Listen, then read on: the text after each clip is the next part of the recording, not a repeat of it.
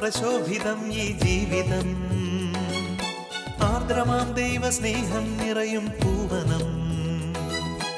ആതുരപൂർണ്ണ പ്രശോഭിതം ഈ ജീവിതം, ആർദ്രമാം ദൈവസ്നേഹം നിറയും പൂവനം. സ്നേഹദീപനാളമായി വിളങ്ങും ധന്യജീവിതം.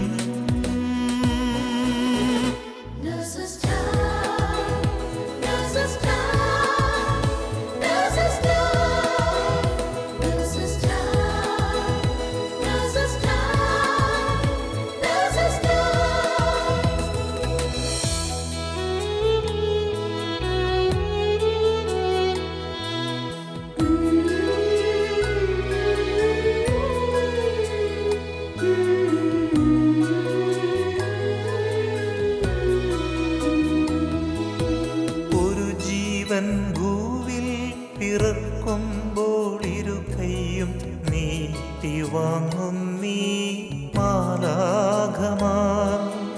ഒരു ജീവൻ മണ്ണിൽ പൊലിയുമ്പോൾ അരികെ ശാന്തമായ യാത്രയാക്കിയിടും ഭൂവിലെ മാലാഖമാർ.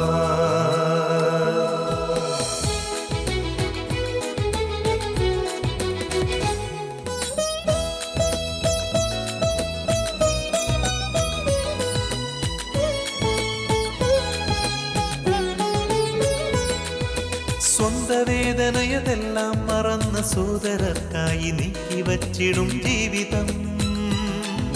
നൊന്തു നീറുന്ന ജീവിതങ്ങളെ കണ്ണീർ തുടച്ചു നൽകിടുന്നിവർ സാന്ത്വനം.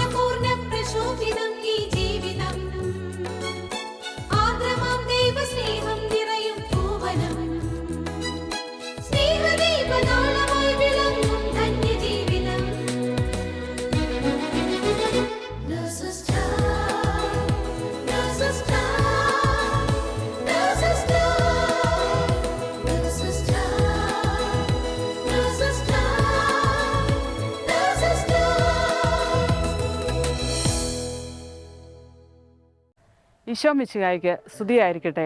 ഇന്നത്തെ നേഴ്സസ് ടൈമിലേക്ക് ഏവരെയും ഒത്തിരി സ്നേഹത്തോടെ സ്വാഗതം ചെയ്യുന്നു.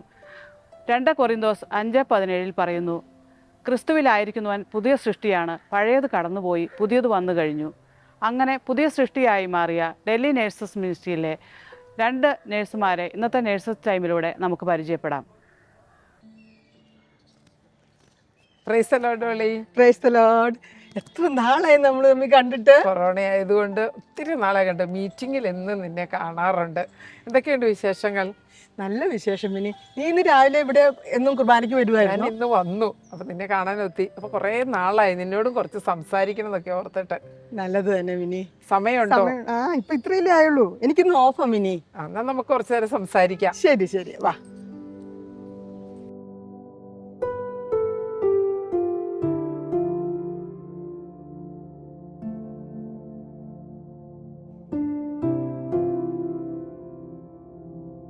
ഡോളി, നിന്നെ സൂം മീറ്റിങ്ങിലൊക്കെ കാണാറുണ്ട്. അപ്പോൾ പലപ്പോഴും ചോദിക്കാറുണ്ടായിരുന്നു, ഇനി ഓർക്കുന്നുണ്ട് നിന്നെ ഒന്ന് കണ്ട് സംസാരിക്കണം. നിന്റെ കൂട്ടുകാരൊക്കെ പറയുന്നു നിനക്കൊക്കെ ഒത്തിരി മാറ്റങ്ങൾ സംഭവിച്ചെന്ന്. എനിക്ക് മാറ്റങ്ങൾ വന്നത് ഞാൻ നേഴ്സസ് മിനിസ്ട്രി എന്ന കൂട്ടായ്മയിൽ പങ്കുചേർന്നതിന് ശേഷം എൻ്റെ ഈശോ എന്നെ പുതുസൃഷ്ടിയാക്കി മാറ്റി എന്നുള്ള അനുഭവമാണ് വേണ്ടി എനിക്ക് പറയാനുള്ളത്. എൻ്റെ ഈശോ എൻ്റെ ഉള്ളിൽ വന്നു കഴിഞ്ഞപ്പോൾ ഞാനൊരു പുതുസൃഷ്ടിയായി മാറി, പരിശുദ്ധാത്മാവ് നിറഞ്ഞ ഒരു വ്യക്തിയായി മാറി. എന്നിൽ ഒത്തിരി കുറവുകളുണ്ടായിരുന്നു. ഇനി ഞാൻ ഇപ്പോഴും ദേഷ്യപ്പെടുന്ന ഒരു വ്യക്തിയായിരുന്നു. ഞാൻ മറ്റുള്ളവരുടെ കുറ്റം കണ്ടുപിടിക്കാനായിട്ട് മുൻപന്തിയിലായിരുന്നു. മറ്റുള്ളവരെ അംഗീകരിക്കാനൊക്കെ എനിക്ക് പ്രയാസമായിരുന്നു. മിനി, എൻ്റെ ഈശോ എൻ്റെ ഉള്ളിൽ വന്നപ്പോൾ ഞാൻ ഈശോയുടെ സ്നേഹത്തിൻ്റെ മാധുര്യം ആസ്വദിച്ചു കഴിഞ്ഞപ്പോൾ ഞാൻ എന്നിലുള്ള കുറവുകളെല്ലാം ഈശോ പയ്യനെ എടുത്തു മാറ്റി. ദൈവനാമത്തിന് മഹത്വം ഉണ്ടാകട്ടെ. ശരിക്കും ഞാൻ വിശുദ്ധിയിൽ ജീവിക്കണമെന്നുള്ള എൻ്റെ ഒരു ആഗ്രഹം വന്നു. Nurses ministry a call to be a saint എന്നുള്ള ആ ആപ്തവാക്യം എൻ്റെ മനസ്സിൽ എപ്പോഴും അങ്ങ് വന്നു. എനിക്കും ഒരു സെയിൻ്റ് ആവാൻ പറ്റുമോ? നമ്മുടെ പ്രാർത്ഥനാ കൂട്ടായ്മയിൽ ഓരോ ദിവസം ആഴ്ചയിലുള്ള പ്രയറുകൾ ഞാൻ കൂടും. പിന്നെ ക്രിസ്റ്റോസെൻട്രിക് പ്രോഗ്രാമൊക്കെ വന്നു കഴിഞ്ഞപ്പോഴത്തേക്കും ഇതിൻ്റെ പറ്റി കൃത്യത എനിക്ക് കിട്ടി. മേനി, ഞാൻ പരിശുദ്ധാത്മാവിൻ്റെ ആഴപ്പെട്ട് എൻ്റെ വ്യക്തി ജീവിതത്തിൽ ഞാൻ ഒത്തിരി ആത്മീയമായി ആഴപ്പെടാൻ തുടങ്ങി. ഈശോയെ എല്ലാ കാര്യത്തിലും ഞാൻ കൂട്ടുപിടിച്ചു. അപ്പോൾ എനിക്ക് എന്നിലുണ്ടെങ്കിൽ ചെറിയ ചെറിയ മാറ്റങ്ങൾ എൻ്റെ ഈശോ എനിക്ക് തന്നു. അത് മാത്രമേ ഉള്ളൂ മിനി. ഞാനും ഓർക്കാറുണ്ടായിരുന്നു ഈ വിശുദ്ധരാകുന്ന കാര്യത്തെക്കുറിച്ച്. ശരിക്കും അത് പുറത്തുനിന്നുള്ള ആൾക്കാർക്ക് മാത്രമാണ് വിശുദ്ധരാകാം എന്നുള്ളൊരു, പക്ഷേ ഈ കൂട്ടായ്മയിൽ ചേർന്നത് പിന്നെ എനിക്കും ഭയങ്കര ഒരു ആഗ്രഹം വന്നു, നമുക്കും ഒരു വിശുദ്ധരാകാം, അതിനു വേണ്ടി പ്രയത്നിക്കാനായിട്ട്. വിശുദ്ധിയിൽ ജീവിക്കണമെന്നുള്ള ആഗ്രഹം വന്നപ്പോൾ തൊട്ട് കൂദാശകളെ എന്ന് സ്വീകരിക്കാനുള്ളൊരു ഇത് വന്നു. അല്ലെങ്കിൽ നമ്മൾ വല്ലപ്പോഴും ഒരിക്കൽ കുമ്പസാരിക്കും, നമ്മുടെ പാപങ്ങൾ ഏറ്റു പറയാനൊക്കെ നമ്മൾ പുറകോട്ട് മാറുന്ന ഒരു വ്യക്തിയായിരുന്നു. അപ്പോൾ ഞാനത് ഓരോ മാസവും ഞാൻ വിശുദ്ധ കുമ്പസാരം കഴിഞ്ഞ് ഈശോയെ എപ്പോഴും എൻ്റെ കൂടെ കൂട്ടി. ഞാൻ അത്രേ ഉള്ളൂ മിനി. നമ്മൾ ഈശോയെ നമ്മുടെ എല്ലാ ഭാരങ്ങളും ഈശോയ്ക്ക് കൊടുത്തു കഴിയുമ്പോഴുണ്ടല്ലോ നമ്മളെ തന്നെ ഈശോ ഉള്ളങ്കയിൽ വെച്ച് നടക്കുന്ന ഒരു അനുഭവം ഉണ്ടായിട്ടുണ്ട്. എനിക്ക് ഒത്തിരി കാര്യങ്ങൾ ഒത്തിരി പറയാനുണ്ട്. ഉള്ളിൽ ദൈവസ്നേഹം നിറഞ്ഞ് അതെൻ്റെ വ്യക്തി ജീവിതത്തിൽ, എൻ്റെ കുടുംബ ജീവിതത്തിൽ, എൻ്റെ ജോലി മേഖലയിൽ എനിക്കത് പ്രകടമാക്കാൻ പറ്റും. മിനി, ഞാൻ എൻ്റെ സഹപ്രവർത്തകരോടൊക്കെ എപ്പോഴും ദേഷ്യപ്പെടുമായിരുന്നു. ഞാൻ മാത്രം പെർഫെക്റ്റ് ആയിട്ടുള്ളൂ, ഞാൻ ചെയ്യുന്നത് മാത്രമേ നല്ലതുള്ളൂ എന്നൊക്കെ പറഞ്ഞ് ഞാനിങ്ങനെ കുറ്റപ്പെടുത്തുമായിരുന്നു. അങ്ങനെയൊക്കെയുള്ള ഒത്തിരി കുറവുകളുള്ളൊരു വ്യക്തിയായിരുന്നു. അതിൽ നിന്നൊക്കെ എനിക്കൊരു ഒത്തിരി മാറ്റം. എൻ്റെ ഈശോ എന്നെ പുതുസൃഷ്ടിയാക്കി മിനി. ദൈവനാമത്തിന് മഹത്വം ഉണ്ടായിരിക്കട്ടെ. ശരിക്കും യോഹന്നാന്റെ സുവിശേഷം 15-ാം വാക്യത്തിൽ 15-ാം അധ്യായത്തിൽ 16-ാം വാക്യം പറയുന്നെങ്കിലേ, നിങ്ങളെ എന്നെ തിരഞ്ഞെടുക്കുകയല്ല, ഞാൻ നിങ്ങളെ തിരഞ്ഞെടുക്കുകയാണ് ഉണ്ടായത്. നിങ്ങൾ പോയി ഫലം പുറപ്പെടുവിക്കുന്നു, ആ ഫലം നിങ്ങൾ എന്നേക്കും നിലനിൽക്കുന്നതിന് വേണ്ടി ഞാൻ നിങ്ങളെ നിയോഗിച്ചിരിക്കുന്നു.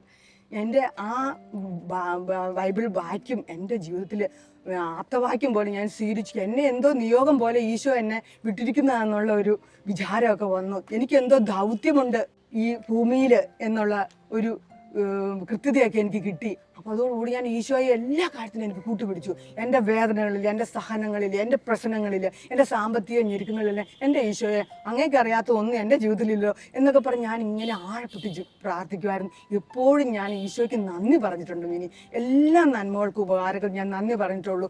പണ്ടൊക്കെ ഞാൻ അതില്ല ഇതില്ല എന്നൊക്കെ പറഞ്ഞ് ഈശോയുടെ അടുത്ത് ഞാൻ പരാതി പറയുന്ന ഒരാളായിരുന്നു. അപ്പോഴുണ്ടല്ലോ പിന്നീട് ഞാൻ പറഞ്ഞു, ഈ ചപ്പ് ചവറുകളൊക്കെ ഉപേക്ഷിച്ചിട്ട് ഞാൻ എൻ്റെ ഈശോയ്ക്ക് എല്ലാത്തിനും മഹത്വം കൊടുത്തു. എല്ലാത്തിനും ഞാൻ നന്ദി പ്രകാശിപ്പിച്ചു. ഈശോയെ നീ അറിഞ്ഞു തന്നിട്ടുള്ളത് മാത്രം മതി എന്നുള്ളത്. അങ്ങനെയൊക്കെ ഞാനങ്ങനെ പ്രാർത്ഥനയിൽ വ്യക്തി ജീവിതത്തിലൊക്കെ ആഴപ്പെട്ടു. ദൈവനാമത്തിന് മഹത്വം ഉണ്ടായിരിക്കട്ടെ. എല്ലാത്തിനും ദൈവത്തിന്റെ കൃപയാണ്. ശരിക്കും നമ്മുടെ ഒന്നും കഴിവോ മിടുക്കോ ഒന്നുമല്ല ഒന്നുമല്ല മിനി. ഇന്ന് നമ്മുടെ പ്രാർത്ഥനാ കൂട്ടായ്മയിലൊക്കെ കാണുമ്പോഴുണ്ടല്ലോ നിന്റെ മുഖത്തെ പാടുകളെ പറ്റി എനിക്ക് അറിയണമെന്ന് ആഗ്രഹം ഉണ്ടായിരുന്നു. നിങ്ങൾക്ക് വിഷമാവില്ലെങ്കിൽ ഒന്ന് പറയും മിനി. അങ്ങനെ ഒത്തിരി പേരൊക്കെ ചോദിക്കാറുണ്ട്. അവരോട് ഞാനിങ്ങനെ പറയാറുണ്ട്, നിനക്ക് അറിയത്തില്ലെങ്കിൽ ഞാൻ പറയാമത് 2005 ഡിസംബർ 17 എൻ്റെ കൊച്ചിൻ്റെ മൂത്ത ആളുടെ 3ാമത്തെ ബർത്ത്ഡേ ആഘോഷിക്കാനായിട്ട് ഞങ്ങളും കൂട്ടത്തിലുള്ള കുറച്ച് പേരൊക്കെ കൂടെ സാഞ്ചൂപുരം ചിൽഡ്രൻസ് വില്ലേജിൽ പോയി. നിങ്ങൾക്ക് അറിയാമായിരിക്കും. അറിയാം. അവിടെ പോയി ഞങ്ങൾ ഭക്ഷണമൊക്കെ കൊടുത്ത് തിരിച്ചു പോകുന്ന വഴിക്ക് ഫരീദാബാദിൽ വെച്ച് പെട്ടെന്ന് ബസ് അങ്ങ് നിന്നു. എന്താ കാരണം നമുക്ക് ആർക്കും അറിയത്തില്ല. അപ്പോൾ കുറച്ച് പേര് പുറത്തിറങ്ങി, ഹസ്ബൻഡും ഉണ്ടായിരുന്നു. ആ വണ്ടി പുറത്തുനിന്ന് തള്ളി. ആ തള്ളിയ ഉടനെ തന്നെ എഞ്ചിനിൽ നിന്ന് സ്പാർക്കായി. പെട്ടെന്ന് തീ പിടിച്ച് സെക്കൻഡ്സ് കൊണ്ട് ഇങ്ങനെ കത്തി. കൂട്ടത്തിലുണ്ടായിരുന്ന എല്ലാവരും തന്നെ ഇറങ്ങി ഓടി. എൻ്റെ കയ്യിൽ 2 കുഞ്ഞുങ്ങൾ, എൻ്റെ കൊച്ച് തൊട്ടടുത്ത വീട്ടിലെ ഒരു മോൾ 1.5 വയസ്സുള്ള, 2 പേരും എൻ്റെ മടിയിലിരിക്കുമായിരുന്നു. അപ്പോൾ ഒരാളെ പിടിച്ച് ഞാൻ പൊക്കി എടുക്കുമ്പോഴത്തേനും അടുത്തയാൾ എൻ്റെ കയ്യിൽ നിന്ന് താഴെ പോകുന്ന അവസ്ഥ. തീ ഇങ്ങനെ ആളിക്കൊണ്ടിരിക്കുക. ഞാനും വലിയ വയൽ കരയുന്നു, കൊച്ചുങ്ങൾ കരയുന്നു. എനിക്കറിയാം ഈ കുഞ്ഞുങ്ങളെ താഴെ ഇട്ടാൽ ഇവർ രക്ഷപ്പെടാൻ പോകുന്നില്ല. അപ്പൊ പിന്നെ എനിക്ക് ഇവരെ കൊണ്ടിറങ്ങണം. വണ്ടി കത്തി തീർന്നു, പുക മാത്രമുണ്ട്. ഞാൻ ഒരു വിധത്തില് കൊച്ചുങ്ങൾ 2 പേരും മുറുക്ക പിടിച്ചു, ഈശോയുടെ നാമം എടുത്തു, പരിശുദ്ധ അമ്മയോട് പറഞ്ഞു എൻ്റെ ഈ കുഞ്ഞുങ്ങളെ കൊണ്ട് പുറത്ത് ചാടിക്കണം. മുന്നോട്ടോടി. വാതിൽ ഏതാണെന്നും അറിയത്തില്ല. എനിക്ക് ഇപ്പോഴും ഉറച്ച വിശ്വാസമുണ്ട്, അമ്മ എന്നെ ആ വാതിലിൻ്റെ മുന്നിൽ എത്തിച്ച് ഞാൻ എടുത്ത് ചാടി. കുഞ്ഞുങ്ങൾ 2 എൻ്റെ കയ്യിലുണ്ടായിരുന്നു. എടുത്ത് ചാടി, കുഞ്ഞുങ്ങൾ തെറിച്ചു പോയി. അവരവിടെ നിന്ന് കത്തി. ഞാൻ കിടന്നുരുണ്ടു. പുറത്തുനിന്നുള്ളവരിൽ ഓടി വന്ന് കുഞ്ഞുങ്ങളെ ആ തീയൊക്കെ കെടുത്തി ഹോസ്പിറ്റലിലോട്ട് കൊണ്ടുപോയി. പിന്നെ കുറച്ച് നാളത്തേക്ക് ഹോസ്പിറ്റൽ വാസമായിരുന്നു. ഒത്തിരി സാധനങ്ങളിലൂടെ നീ കടന്നുപോയി അല്ലേ? ശരിക്കും അതൊരു വേദനകരമായിരുന്നു. എങ്കിലും എനിക്ക് എൻ്റെ കൂട്ടത്തിലുള്ളവരുടെ സഹായം കിട്ടി, ഒത്തിരി പ്രാർത്ഥന കിട്ടി. ഞാൻ ചെല്ലുന്നിടത്തൊക്കെ ദൈവം എന്നെ കരുതി. ഈശോയ്ക്ക് നന്ദി പറയാൻ വേണ്ടി. തീർച്ചയായിട്ടും ദൈവകൃപയായിരുന്നു. ഇന്ന് നീ കാണുന്ന ഞാൻ അന്നത്തെ ആ സ്റ്റേജൊന്നും അല്ല. അന്നൊക്കെ കണ്ടിരുന്നെങ്കിൽ നീ അറിയ പോലും ഇല്ല. ആ പഴയ സ്റ്റേജൊക്കെ മാറി 6-7 പ്ലാസ്റ്റിക് സർജറി ഒക്കെ കഴിഞ്ഞിട്ടാണ് ഞാനിപ്പോൾ ഇവിടെ ഇരിക്കുന്ന ഇതുപോലെ. നീ ഒരു സഹനപുത്രി തന്നെയാണല്ലോ മിനി. അതൊക്കെ ദൈവത്തിൻ്റെ ഒരു കൃപയാണെന്നേ പറയാൻ പറ്റത്തുള്ളൂ. അന്നത്തെ ആ നാളുകളിലൊക്കെ ഓപ്പറേഷൻ്റെതായ വേദന ഒന്ന് വേറെ, ഗ്രാഫ്റ്റ് എടുക്കുന്ന നമ്മുടെ തുടയിൽ നിന്ന് അതിൻ്റെ വേദന അതിലും കൂടുതലായിരുന്നു. എങ്കിലും ദൈവം ആ ദിവസങ്ങളിലൊക്കെ എന്നെ കൂടത്തിൽ ശരിക്കും നമ്മൾ ഈശോയുടെ മടിയിൽ കിടക്കുന്ന ഒരവസ്ഥയിലെ ആ അവസ്ഥയിലൂടെയൊക്കെയാണ് കടന്നുപോയത്. അതൊത്തിരി പേരുടെ പ്രാർത്ഥനയാ, നമ്മുടെ മിടുക്കൊന്നും അല്ല. ഈശോ നടത്തി. ശരിക്കും നിന്റെ ഈ അവസ്ഥയിൽ നീ ഡ്യൂട്ടിക്ക് തിരിച്ചു ചെന്നപ്പോൾ നീ ഒത്തിരി വേദനകളൊക്കെ സഹിച്ച് വന്നിട്ടുണ്ടായിരിക്കുമല്ലോ. നിനക്ക് എന്തെങ്കിലും പ്രയാസങ്ങളുണ്ടായ അവസ്ഥകളൊക്കെ ഉണ്ടായിട്ടുണ്ടോ? നിന്റെ ഡ്യൂട്ടിയൊക്കെ എങ്ങനെ പോകുന്നു ഇപ്പോൾ? ഞാൻ ഈ ആക്സിഡൻറ്റിന് ശേഷം പിന്നെ ഹോസ്പിറ്റലിലൊന്നും ജോലി ചെയ്യാൻ പോയിട്ടില്ല. കാരണം എൻ്റെ മുഖത്ത് ഈ മാസ്ക്, ഗ്ലൗസ് അങ്ങനെ പലതുണ്ട്. ആ മുഖത്തുനിന്ന് ചിലപ്പോഴൊക്കെ പഴുപ്പൊക്കെ ഒലിച്ചിറങ്ങുന്ന അവസ്ഥയായിരുന്നു. കണ്ടാ ഭീകരമായിരുന്നു. മനുഷ്യങ്ങനെ ഒത്തിരിയേറെ കമൻസ് ഒക്കെ പറയും. ആദ്യ ദിവസങ്ങളിലൊക്കെ ഒത്തിരി വിഷമം തോന്നിയിട്ടുണ്ട്. പിന്നെ ഞാൻ ഇവിടുത്തെ ഹെൽത്ത് മിനിസ്റ്ററിനൊരു ലെറ്റർ എഴുതി എനിക്ക് ഈ അവസ്ഥകളിലും കടന്നു പോകാനും, പൊടിയുണ്ട്, മനുഷ്യരുടേതായ പ്രശ്നങ്ങൾ, അതുകൊണ്ട് എനിക്കൊരു റിക്വസ്റ്റ് ചെയ്ത് മാറ്റി തരാമോന്ന്. അങ്ങനെ ഇപ്പം ഞാനൊരു ക്ലിനിക്കിലോട്ട് മാറി അവിടെയാണ് ജോലി ചെയ്യുന്നത്. അവിടെ എങ്ങനെയുണ്ട് ഡ്യൂട്ടിയൊക്കെ? എളുപ്പമാണോ? അവിടെ എന്ന് പറഞ്ഞു കഴിഞ്ഞാൽ നമ്മൾ ഉദ്ദേശിക്കുന്ന പോലെ ഒന്നുമല്ല. നീയൊക്കെ ഡ്യൂട്ടി ചെയ്യുന്നത് വാർഡിലല്ലേ. അവിടെ ഒരു ഇൻചാർജ് ഉണ്ട്, സീനിയർ ഉണ്ട്. അപ്പോൾ അവർ പറയുന്ന ഒരു ഡ്യൂട്ടി നമ്മൾ സ്റ്റാഫ് എന്ന രീതിയിൽ ചെയ്താൽ മതിയല്ലോ. ഇവിടെ എന്ന് പറഞ്ഞു കഴിഞ്ഞാൽ നമ്മളെ ഒരു സ്റ്റാഫായിട്ടുള്ള ബാക്കിയുള്ളതെല്ലാം നമ്മുടെ കൂട്ടത്തിലുള്ള വർക്കേഴ്സാണ്, ഡോക്ടേഴ്സ്. അപ്പോൾ തന്നെ ജോലി ചെയ്തൊന്നും ഞാൻ ഇങ്ങനെ മാനേജ് ഒന്നും പഠിച്ചിട്ടില്ല. പക്ഷെ നമുക്ക് അവിടെ മാനേജ് ചെയ്യേണ്ടത് ഒരു അവസ്ഥയാണ്. പല രീതിയിലുള്ള സംസ്കാരമുള്ള മനുഷ്യർ, കോവർക്കേഴ്സ്, ഡോക്ടേഴ്സ്. അപ്പോൾ അവരുടെ അടുത്ത് മാനേജ് ചെയ്യാന്ന് പറഞ്ഞാൽ ഞാൻ തന്നെ ഒരു നഴ്സായിട്ട് ജോലി ചെയ്യുന്നത്. ആദ്യമായിട്ടാണ് ഞാനിങ്ങനെ ഒരു ക്ലിനിക്കിൽ പോയി പോസ്റ്റ് ചെയ്യുന്നതും എനിക്കിങ്ങനെ ജോലി ആകുന്നതും പലരെ മാനേജ് ചെയ്യേണ്ടതും. അപ്പോൾ ഇവർ തമ്മിലുള്ള വഴക്ക്, പ്രശ്നങ്ങളൊക്കെ എന്നും എനിക്കൊരു സമാധാനക്കേടായിരുന്നു. അപ്പോൾ അതിൽ നിന്ന് നമ്മൾ ആ കൊറോണ കാലത്തിലൊക്കെ ഇങ്ങനെ നമ്മുടെ കൂട്ടായ്മയിൽ വചന വിരുന്ന് തരുന്നുണ്ട് ബ്രദേഴ്സൊക്കെ. അപ്പോൾ മിക്ക ദിവസങ്ങളിലും എൻ്റെ ഓരോ പ്രശ്നത്തിന് ഉത്തരവായിരിക്കും അവർ പറയുന്നത്. എനിക്കത് ഭയങ്കര അത്ഭുതമായിട്ട് തോന്നിയിട്ടുണ്ട്. അപ്പം അന്നത്തെ ദിവസത്തെ ഒരു പ്രശ്നമായിരുന്നു ഇവർ തമ്മിലുള്ള വഴക്കുകൾ. എനിക്കത് ചില ദിവസങ്ങളൊക്കെ മാനേജ് ചെയ്യാൻ പറ്റാത്ത അവസ്ഥയിൽ എനിക്കും ദേഷ്യം വരുമായിരുന്നു. അപ്പോൾ അതിലുള്ള വചന വിരുന്നിൽ പറഞ്ഞത്, നമ്മൾ ഈ പ്രശ്നങ്ങളൊക്കെ ഈശോയുടെ അടുത്ത് കൊണ്ടുചെല്ലുക, ഈശോയ്ക്ക് സമർപ്പിക്കുക, ഈശോ അത് ഏറ്റെടുക്കും. പണ്ട് ഒക്കെ ഞാൻ പ്രാർത്ഥിച്ചുകൊണ്ടിരുന്ന കുറേ പിച്ചക്കാരുടെ കൂട്ട് എനിക്ക് അത് വേണം ഇത് വേണം ഭൗമിക ആഗ്രഹങ്ങളായിരുന്നു. ഇപ്പോഴത്തെ ആ സ്റ്റേജൊക്കെ മാറി നമ്മൾ ഇങ്ങനെയുള്ള കാര്യത്തിൽ പ്രാർത്ഥിക്കാൻ തുടങ്ങി. അത് ഈശോയ്ക്ക് സമർപ്പിച്ചു. അപ്പോൾ എൻ്റെ കടൽ പോലുള്ള ഭാരമൊക്കെ അതിലങ്ങ് പോയി. അല്ലെങ്കിൽ ഞാനത് തിരിച്ച് ചുമന്നുകൊണ്ട് പോരുമായിരുന്നു വിശുദ്ധ ബലിയിൽ അർപ്പിച്ചാലും. അങ്ങനെ ആ വിശുദ്ധ ബലിയിൽ ഈ ഡിപ്പാർട്ട്മെന്റിനെ സമർപ്പിച്ചു, ഞങ്ങളുടെ കൂട്ടത്തിലുള്ള വർക്കേഴ്സിനെല്ലാം അങ്ങ് സമർപ്പിച്ചു. അത് കഴിഞ്ഞ് പിന്നെ വന്നു കഴിയുമ്പം പ്രശ്നങ്ങളൊക്കെ കാണും, എങ്കിൽ പോലും അതെനിക്ക് നല്ല സ്മൂത്തായിട്ട് മാനേജ് ചെയ്യാൻ പറ്റി. അതുപോലെ ചില ദിവസങ്ങളെ കൂട്ടായ്മയിൽ പറയും നമുക്ക് പോസിറ്റീവ് ഇൻഫോഴ്സ്മെന്റ് കൊടുക്കുന്നത് നല്ലതാണ്. അപ്പൊ അതെങ്ങനെയൊന്നും എനിക്ക് വരത്ത് ഞാൻ എൻ്റെ ജീവിതത്തിൽ ചെയ്തിട്ടുമില്ല. കുറ്റം പറയുന്ന ഒരു സ്വഭാവം, കേൾക്കുന്ന സ്വഭാവമൊക്കെ നമുക്ക് ഇൻട്രസ്റ്റ്. അപ്പൊ അങ്ങനെ ഒരു കാര്യം പറഞ്ഞു കഴിഞ്ഞപ്പോൾ ഞാൻ ഓർത്തു നമുക്കിതൊന്ന് നോക്കാം. അപ്പം ഞങ്ങൾ കൂട്ടത്തിലുള്ള ജോലിക്കാർ നല്ല സ്വഭാവമുള്ളവർ, നന്നായിട്ട് വർക്ക് ചെയ്യുന്നവരുണ്ട്. അവരുടെ കുറവുകളൊക്കെ അങ്ങ് മാറ്റി വെച്ചിട്ട് അവർ ആ ഡ്യൂട്ടിയൊക്കെ കഴിഞ്ഞ് കുറച്ച് നേരത്തെ സമാധാനമായിട്ടിരിക്കുന്ന സമയത്ത് ഞാൻ അവരുടെ അടുത്ത് എന്ന് പറയും, നിനക്കിങ്ങനെ നല്ലൊരു സ്വഭാവമുണ്ട്, നന്നായിട്ട് നീ മാനേജ് ചെയ്യണം, നിൻ്റെ ബുക്കും രജിസ്റ്ററും നിൻ്റെ കൗണ്ടറൊക്കെ നല്ലതാണ്. അപ്പോൾ അവർ പറഞ്ഞു, എൻ്റെ ജീവിതത്തിൽ ഇത്രയും പ്രായമായെങ്കിലും ഞങ്ങളൊന്നും ആരും ഞങ്ങളോട് ഒരിക്കലും പറഞ്ഞിട്ടില്ല ഇങ്ങനെ ഒരു നല്ല കാര്യങ്ങൾ. നീ അത് നല്ല കാര്യങ്ങൾ പറയുന്നത് ഞങ്ങൾക്ക് കേട്ടിട്ട് സന്തോഷം. അപ്പം അതെനിക്കൊരു പോസിറ്റീവ് പോയിന്റായി. അപ്പം പിന്നെ അടുത്ത വഴക്കാളിയുടെ അടുത്ത് നിന്ന് പിന്നത്തെ ഒരു ഡ്യൂട്ടിയിൽ സമാധാനമായിട്ടിരിക്കുമ്പോൾ അവരുടെ അടുത്ത് നിന്ന് അവരുടെ നല്ല ഗുണങ്ങൾ അങ്ങനെ പറഞ്ഞു. അപ്പോൾ അവർക്കും ഇഷ്ടമായി, സന്തോഷമായി. അപ്പം ഇവർ തമ്മിലുള്ള അടികൾ കുറെ കുറഞ്ഞു, കുറ്റം പറച്ചിൽ കുറഞ്ഞു. ഇപ്പം ഞങ്ങൾ ഡ്യൂട്ടിക്ക് ചെന്ന് കഴിഞ്ഞ് കഴിഞ്ഞാൽ പ്രശ്നങ്ങളൊക്കെ ഉണ്ടായാലും ഞങ്ങളതൊക്കെ സമാധാനപരമായിട്ട് കാണാറുണ്ട്, പോകാറുണ്ട്. അവരെ വിളിച്ചിരുത്തി ഞങ്ങൾ സംസാരിക്കും. അപ്പോൾ ആ കാര്യങ്ങളൊക്കെ അങ്ങ് മാറും. ചിലർക്ക് നേരത്തെ പോകണം, ചിലർ പറയും എനിക്ക് വീട്ടിൽ ഇച്ചിരി താമസമുണ്ട്, രാവിലെ എനിക്ക് താമസിച്ചേ വരാൻ പറ്റത്തുള്ളൂ. അപ്പോൾ അടുത്ത ആൾ പറയും അതിന് കുഴപ്പമില്ല, ഞാൻ വരാം. അപ്പോൾ ഭയങ്കര ഒരു സന്തോഷവും നല്ല സ്മൂത്തായിട്ടാണ് ഇപ്പം ഞങ്ങളുടെ ആ യൂണിറ്റ് പോകുന്ന ഒരു കുടുംബമാണെന്ന് തോന്നുന്നു. പരസ്പര സ്നേഹവും ഐക്യവും ഒക്കെ ഉണ്ടായി. ഈശോയ്ക്ക് ഒത്തിരി നന്ദി പറയാം. ശരി മിനി. ഡോളി, നിന്റെ ഡ്യൂട്ടിയിലും ഇങ്ങനെയൊക്കെ ഒത്തിരിയേറെ അനുഭവങ്ങൾ വന്നിട്ടുണ്ടായിരിക്കുമല്ലോ? ശരിക്കും മിനി, എൻ്റെ ഡ്യൂട്ടിയിൽ ഒത്തിരി അനുഭവങ്ങളൊക്കെ ഉണ്ടായിട്ടുണ്ട്. കോവിഡ് കാലമൊക്കെ എത്ര പ്രയാസപ്പെട്ടാണ് നമ്മൾ കടന്നു പോയതല്ലേ. ഞാൻ എൻ്റെ ഡ്യൂട്ടി ICUലായിരുന്നു മിനി. അപ്പോഴുണ്ടല്ലോ അവിടെ നിസ്സഹായരായി കിടക്കുന്ന ആ പേഷ്യൻസിൻ്റെ അടുത്ത് ചെല്ലുമ്പോഴുണ്ടല്ലോ അവർ നമ്മളെ ഒരു രക്ഷകനായിട്ടാണ് കാണുന്നത്. തീർച്ചയായിട്ടും ഈശോയുടെ കൈകൾക്ക് പകരമായിട്ടല്ലേ നമ്മുടെ കൈകൾ എന്നുള്ളത്. ആ ബൂസ്റ്റിംഗ് എനർജിയൊക്കെ നമ്മുടെ നേഴ്സസ് കൂട്ടായ്മയിലൂടെ കിട്ടിയ അതെല്ലാം എൻ്റെ ഉള്ളിലുണ്ട്. അപ്പോൾ ഞാൻ രോഗികളുടെ അടുത്ത് ഏറ്റവും ആത്മാർത്ഥതയോടെ അവരെ ശുശ്രൂഷിക്കാൻ തുടങ്ങി. എൻ്റെ ഈശോയെ തന്നെ ഞാൻ ശുശ്രൂഷിക്കുന്നുള്ള ആ ബോധ്യമൊക്കെ എൻ്റെ എന്നിലുണ്ട്. അപ്പോൾ ഏറ്റവും മനോഹരമാക്കാൻ ഞാൻ എപ്പോഴും ശ്രമിച്ചിട്ടുണ്ട് മിനി. പിന്നെ ഉണ്ടല്ലോ മിനി, ഞാൻ പരിശുദ്ധ കുർബാന എന്നും അർപ്പിക്കാം. എനിക്കെൻ്റെ ദൈവം എനിക്കൊരു ഏറ്റവും വലിയൊരു ഭാഗ്യം തന്നത് വിശുദ്ധ കുർബാന അർപ്പിച്ചിട്ട് രോഗി ശുശ്രൂഷയിൽ ഏർപ്പെടാനുള്ളൊരു ഭാഗ്യം ഇന്നിപ്പോൾ തന്നിട്ടുണ്ട്. അപ്പോൾ ഞാനത് മുടങ്ങാതെ ഈശോയെ സമർപ്പിക്കും. ഇന്നത്തെ ദിവസത്തിൻ്റെ എല്ലാ ആവശ്യങ്ങളെയും സമർപ്പിക്കും, രോഗികളെ സമർപ്പിക്കും. അപ്പോൾ എൻ്റെ കൂടെയുള്ള എല്ലാവരെയും സമർപ്പിച്ച് പ്രാർത്ഥിക്കും. അപ്പോൾ ആ കിട്ടുന്ന ആ ഊർജ്ജത്തോടു കൂടി ഞാൻ ഡ്യൂട്ടിയിൽ ചെല്ലും. എല്ലാവരുടെ അടുത്ത് ഈശോയെ സ്നേഹം പങ്കുവയ്ക്കാൻ സാധിച്ചിട്ടുണ്ട്. ഈശോയ്ക്ക് നന്ദി പറയാം. മറ്റുള്ളവർക്ക് ഈശോയെ പരിചയപ്പെടുത്താൻ സാധിച്ചിട്ടുണ്ട്. അങ്ങനെ ഒത്തിരി മനോഹരമായിട്ട് എൻ്റെ ഡ്യൂട്ടി പോകുന്നു മിനി. പിന്നെ കൊറോണ കാലത്തൊക്കെ നമ്മൾ എന്തോരം സഹനങ്ങളിലൂടെ കടന്നു പോയതല്ലേ.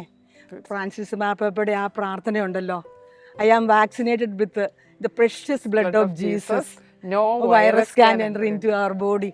അതെപ്പോഴും ഞാൻ ഇപ്പോഴും ഒരു no virus can enter into our body. എന്ത് വന്നാലും എൻ്റെ ഈശോ എൻ്റെ കൂടെ ഉണ്ടെന്നുള്ളൊരു ബോധ്യം എനിക്ക് എപ്പോഴും ഉണ്ട് മിനി. ഞങ്ങളും അത് ചെല്ലാറുണ്ട്. ശരിക്കും. പിന്നെ പരിശുദ്ധ അമ്മ നമ്മുടെ കൂടെയല്ലേ ഉള്ളത്. ഞാൻ എപ്പോഴും എല്ലാ കാര്യത്തിനും പരിശുദ്ധ അമ്മേനെ അങ്ങ് വിളിക്കും. അമ്മേ ഞാൻ ഇന്ന വഴിക്ക് പോവാട്ടോ, എൻ്റെ കാര്യങ്ങൾ അമ്മ നോക്കിക്കോളണം കേട്ടോ, എൻ്റെ അവസ്ഥയൊക്കെ അമ്മയ്ക്ക് അറിയാവുന്നതല്ലേ എന്നും പറഞ്ഞ് ഞാൻ ഇങ്ങനെ കൂളായിട്ട് അമ്മേനെയും പിടിച്ച് ഈശോയുടെ അടുത്തേക്ക് ചെല്ലും. ഈശോയും കൂട്ടി ഞാൻ ഡ്യൂട്ടിക്ക് പോകും.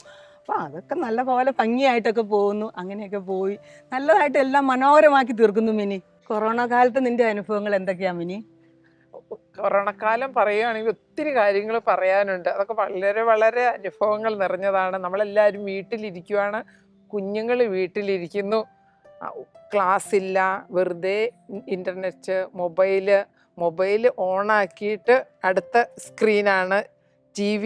ഈ മൊബൈലിൽ തന്നെ 2 സ്ക്രീനിൽ അങ്ങനെയുള്ള കാര്യങ്ങളൊക്കെയായിരുന്നു എൻ്റെ വീട്ടിലൊക്കെ നടന്നുകൊണ്ടിരുന്നത്. അതും 2 ആൺപിള്ളേർ. മൂത്തയാൾ 12ാം ക്ലാസ്സിൽ, ഒരു ദിവസം പോലും സ്കൂളിൽ പോയിട്ടില്ല. ഈ ഓൺലൈനിൽ ക്ലാസ്സുകൾ, ഉഴപ്പ്, അലസത വേറെ ഒന്ന്. ഞാൻ ആ ദിവസങ്ങളിൽ ഒത്തിരിയേറെ കരഞ്ഞ ദിവസങ്ങളാണ്, ബുദ്ധിമുട്ടിയതാണ്. അന്നത്തെ ഈ കൂട്ടായ്മ ഒന്ന് മാത്രമായിരുന്നു എൻ്റെ വലിയൊരു ശക്തി. അന്നത്തെ ആ വചനങ്ങളൊക്കെ ഭയങ്കര ശക്തിയുള്ളതായിരുന്നു. ആ ദിവസങ്ങളിൽ ബ്രദർമാരൊക്കെ ആ വചനങ്ങൾ തരുമ്പോൾ ഒരു ദിവസം ഇങ്ങനെ പറയുന്നുണ്ടായിരുന്നു, ഒത്തിരി അമ്മമാർ ഈ കൂട്ടായ്മയിൽ മക്കളെ ഓർത്ത് വിഷമിക്കുന്നവരുണ്ട്. അപ്പം അങ്ങനെയുള്ള ദിവസങ്ങളൊക്കെ ഞാൻ വിഷമിച്ച് ചെല്ലുന്ന കാര്യങ്ങളായിരിക്കും അവരത് പറയുന്നത്. യെശയ്യാ 54:13 പറയുന്നു, കർത്താവ് നിന്റെ പുത്രരെ പഠിപ്പിക്കും, അവർ ശ്രേയസാർജിക്കും. അന്ന് അതായിരുന്നു പറഞ്ഞത്. അത് ആവർത്തിച്ച് ചൊല്ലി, അതുപോലെ വിശുദ്ധ കുർബാനയിൽ നിങ്ങൾ കുഞ്ഞുങ്ങളെ സമർപ്പിക്കുക. ആ കാര്യം പറഞ്ഞിട്ട് ഞാൻ അടുത്ത ദിവസത്തെ വിശുദ്ധ കുർബാനയിൽ ഈ കുഞ്ഞിനെ സമർപ്പിച്ചു. എൻ്റെ വിഷമങ്ങൾ പറഞ്ഞു. അതുവരെയൊക്കെ ഞാനിങ്ങനെ കുർബാനയ്ക്ക് പോവും, ജപമാല ചെല്ലും. അതൊക്കെ അന്നത്തെ കാലങ്ങളൊക്കെ നടന്ന കാര്യങ്ങളാണ്. നമ്മൾ ഈ പിച്ചക്കാരുടെ കൂട്ട് കുറേ കാര്യങ്ങൾ ഈശോയോട് ചോദിക്കും, എനിക്ക് അത് വേണം, ഇത് വേണം. അത് തുടരുന്ന ഒരു കാലമായിരുന്നു. പക്ഷെ ഇതിന് ശേഷം ഞാൻ എൻ്റെ വിഷമങ്ങളെല്ലാം ഈശോ അങ്ങ് സമർപ്പിച്ച് കഴിഞ്ഞ് തിരിച്ചു പോന്നപ്പോൾ എനിക്ക് ഭയങ്കര ഒരു സമാധാനമായിരുന്നു. വലിയൊരു ആഴങ്ങളിലേക്ക് എൻ്റെ ആ ഭാരമൊക്കെ ഇറക്കി വെച്ചു. അല്ലെങ്കിൽ ഞാനതെല്ലാം ഇങ്ങനെ തലേ ചുമന്നുകൊണ്ട് തിരിച്ചും പോരുമായിരുന്നു, ഈശോയ്ക്ക് കൊടുക്കുകയില്ല. അത് കഴിഞ്ഞപ്പോൾ മുതൽ ഞാനങ്ങ് ഒത്തിരി മാറി. വീട്ടിൽ ചെന്ന് കഴിഞ്ഞാലും കുഞ്ഞുങ്ങളോടും വീട്ടിലെ ഹസ്ബൻഡിനോടൊക്കെ നല്ല പോസിറ്റീവായിട്ട് സംസാരിക്കാൻ തുടങ്ങി. കുഞ്ഞിന് വേറെ ഒത്തിരി നല്ല കഴിവുകളുണ്ട്. നന്നായി പടം വരയ്ക്കും, പെയിൻറ്റ് ചെയ്യും, നന്നായിട്ട് പാട്ട് പാടും.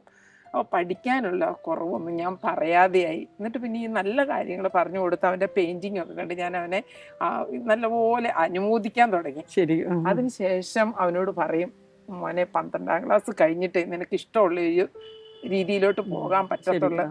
അപ്പോൾ പ്രാർത്ഥിക്കും, ദിവ്യബലി കൂടും. അങ്ങനെ ഈ കുഞ്ഞിനെയും കൂട്ടത്തിൽ നിർത്തി ആ 12ാം ക്ലാസ് ഓൺലൈനിൽ തന്നെ കഴിഞ്ഞു. എന്ന് പറയട്ടെ ഡോളി, ആ പ്രാവശ്യം പരീക്ഷയില്ലായിരുന്നു. എഴുതി ഓൺലൈൻ പരീക്ഷയുടെ മാർക്കൊക്കെ ഇട്ട് നിങ്ങൾക്കൊക്കെ അറിയാമല്ലോ.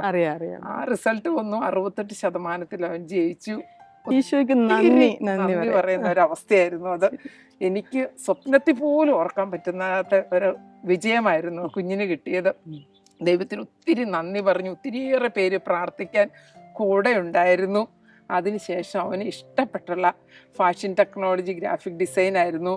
ഞങ്ങളതൊരു എൻട്രൻസ് ടെസ്റ്റിന് അവനെ ഇരുത്തി. അവന് 10,000 കുഞ്ഞുങ്ങൾ എഴുതിയിൽ നിന്നും 42ാം റാങ്കിൽ അവനത് പാസ്സായി. അവന് സ്കൂളിൽ ചേർന്നു. ഇപ്പം ഡോളിയോട് പറയാം, ഞാൻ ഇത്രയും നാളും എൻ്റെ കൂടത്തിൽ നിന്ന് അവനെ പഠിപ്പിച്ചെങ്കിലും അവനിങ്ങനെ സന്തോഷിച്ചൊന്നും ഞാൻ കണ്ടിട്ടില്ല. എന്നും വഴക്ക് അങ്ങനെ. പക്ഷെ ഇപ്പോഴവൻ നടക്കുന്ന കോളേജിൽ ഭയങ്കര സന്തോഷം. അവൻ വിളിക്കുമ്പോഴൊക്കെ പറയാം, അമ്മ ഞാൻ ഇന്ന് അത് ചെയ്തു, ഇത് ചെയ്തു. അവൻ ആ ക്ലാസ്സിൽ ഉള്ള കുഞ്ഞുങ്ങളിൽ ടോപ്പായിട്ട് കാര്യങ്ങൾ ഓടുന്നു. അതൊക്കെ എൻ്റെ ദൈവം തന്ന അനുഗ്രഹമാണ്. ഒത്തിരി സമയമായെന്ന് തോന്നുന്നു. ഒത്തിരി സമയമായി മിനി. ഒത്തിരി നാളായിട്ട് നമ്മളിങ്ങനെ സംസാരിച്ചിട്ട് ഒത്തിരി സന്തോഷം തോന്നുന്നു. ഒത്തിരി സന്തോഷം തോന്നുന്നു. നമുക്ക് ഒന്ന് പ്രാർത്ഥിച്ചിട്ട് പിരിയാം. നന്മ നിറഞ്ഞ മറിയമേ സുസ്തി, കർത്താവ് അങ്ങയുടെ കൂടെ, സ്ത്രീകളിൽ അങ്ങ് അനുഗ്രഹിക്കപ്പെട്ടവളാകുന്നു. അങ്ങയുടെ ഉദരത്തിൻ ഫലമായി ഈശോ അനുഗ്രഹിക്കപ്പെട്ടവനാകുന്നു. പരിശുദ്ധ മറിയമേ തമ്പുരാന്റെ അമ്മേ, പാപികളായ ഞങ്ങൾക്ക് വേണ്ടി ഇപ്പോഴും ഞങ്ങളുടെ മരണസമയത്തും തമ്പുരാനോട് അപേക്ഷിച്ചു കൊള്ളണമേ. ആമേൻ. ഈശോ മിശിഹായ്ക്ക് സ്തുതിയായിരിക്കട്ടെ. ഇപ്പോഴും എപ്പോഴും സ്തുതിയായിരിക്കട്ടെ. ഇങ്ങനെ പുതിയ സൃഷ്ടിയായി മാറിയ ഈ സഹോദരിമാരുടെ ജീവിതത്തിൽ കർത്താവ് ചൊരിഞ്ഞ എല്ലാ കൃപകൾക്കും ദൈവത്തിന് നന്ദി പറയാം. ലോകമെമ്പാടുമുള്ള എല്ലാ നഴ്സുമാരെയും അവരുടെ കുടുംബങ്ങളെയും പരിശുദ്ധ അമ്മയുടെ വിമല ഹൃദയം വഴിയായി ഈശോയ്ക്ക് സമർപ്പിക്കുക. ഓരോ നഴ്സും ഒരു വിശുദ്ധനായി തീരട്ടെ, വിശുദ്ധിയായി തീരട്ടെ. ആമേൻ. ദൈവമാതാവും ഞങ്ങളുടെ അമ്മയുമായ കന്യകാമറിയമേ, ഫാത്തിമാനാഥേ, എൻ്റെ കുടുംബത്തെയും തിരുസഭയെയും മാനവകുലത്തെയും ലോകമെമ്പാടുമുള്ള നേഴ്സുമാരെയും അങ്ങേ വിമല ഹൃദയത്തിന് പ്രതിഷ്ഠിക്കുന്നു. അങ്ങേ ശക്തിയുള്ള സംരക്ഷണത്തിൽ ഞങ്ങളെ കാത്തുകൊള്ളണമേ. ആത്മീയവും ശാരീരികവുമായ സകല അപകടങ്ങളിലും ക്ലേശങ്ങളിലും നിന്ന് ഞങ്ങളെ രക്ഷിച്ചു കൊള്ളണമേ. എല്ലാറ്റിലും ദൈവേഷ്ടം കണ്ടെത്തി നിറവേറ്റുവാനും യേശുവിൻ്റെ തിരുഹൃദയത്തിന് പ്രീതികരമായ വിധത്തിൽ ജീവിച്ച് സ്വർഗഭാഗ്യത്തിൽ എത്തിച്ചേരുവാനും കാരുണ്യനാഥേ, ഞങ്ങളുടെ സ്നേഹമുള്ള അമ്മേ, ഞങ്ങളെ സഹായിക്കണമേ. ആമേൻ.